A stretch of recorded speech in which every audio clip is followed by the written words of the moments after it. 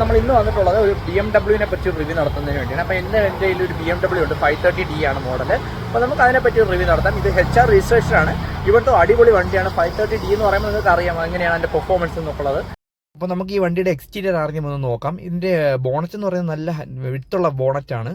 അപ്പോൾ അതുകൂടാതെ ഈ 530D എന്ന് പറയുമ്പോൾ നമുക്ക് ആസ് യൂഷ്വൽ എല്ലാവർക്കും കാണാൻ പറ്റുന്ന ഒരു വണ്ടിയല്ല.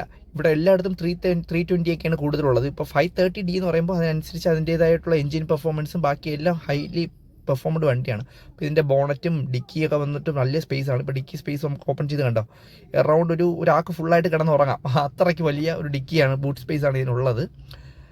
അപ്പോൾ നമുക്കിതിൽ ക്ലോസിംഗ് ഒക്കെ നമ്മുടെ കൈ കൊണ്ട് തന്നെ അടയ്ക്കണം. പക്ഷേ ഇപ്പോഴത്തെ ടെക്നോളജി അനുസരിച്ച് നമുക്ക് പുഷ് ബട്ടൺ വെച്ച് തുറക്കാം. ഇത് നമുക്ക് ഇൻറ്റീരിയർ എങ്ങനെയാണെന്ന് നോക്കാം. ഇൻറ്റീരിയർ എന്ന് പറയുമ്പോഴത്തേക്ക് ഈ ഒരു ക്ലാസിക് ആംബിയൻസ് ആണ് ഇതിൻ്റെ അകത്ത് ഉള്ളത്.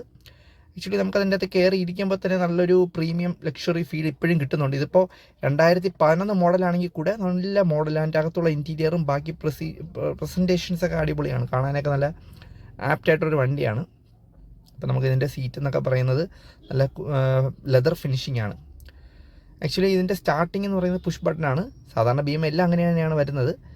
ഈവൻ അത് തുറന്നു വരുമ്പോഴും അതിൻ്റെ ക്ലസ്റ്ററൊക്കെ കാണാൻ തന്നെ ഒരു ആംബിയൻസ് ആയിട്ട് തോന്നും. ഈവൻ അതിൻ്റെ ലൈറ്റിങ്ങും ബാക്കി സെറ്റപ്പുകളും എല്ലാം ഒരു പ്രീമിയം കാഴ്ചയിലുള്ള എല്ലാ സെറ്റപ്പുകളും ഇത് വന്ന് ആ കാലഘട്ടത്തിൽ ഈ ഒരു സെറ്റപ്പുകൾ ഉണ്ടെന്ന് നിങ്ങൾ ആദ്യം ആലോചിക്കുക. അതാണ് നമ്മൾ അതിലാണ് നമ്മൾ അപ്രിഷ്യേറ്റ് ചെയ്യേണ്ടത്. ആ BMൻ്റെ ഒരു പ്രത്യേകത എന്ന് പറയുമ്പോൾ അതാണ്. പിന്നെ ഇതിൽ കാണുന്നതിനേക്കാളും അതിൻ്റെ അകത്തുള്ള നേരിട്ട് കാണുന്നതിൻ്റെ ഒരു ഫീലിങ്സ് വേറെയാണ്. പിന്നെ ഇതിൻ്റെ ക്ലൈമറ്റ് കൺട്രോളിംഗ് എന്ന് പറയുന്നത് ലെഫ്റ്റ് സൈഡിലും റൈറ്റ് സൈഡിലും ഇരിക്കുന്ന ആൾക്കാർക്ക് ഡിഫറെൻ്റ് ആയിട്ടുള്ള ടെമ്പറേച്ചർ നമുക്ക് കൺട്രോൾ ചെയ്യാൻ സാധിക്കും.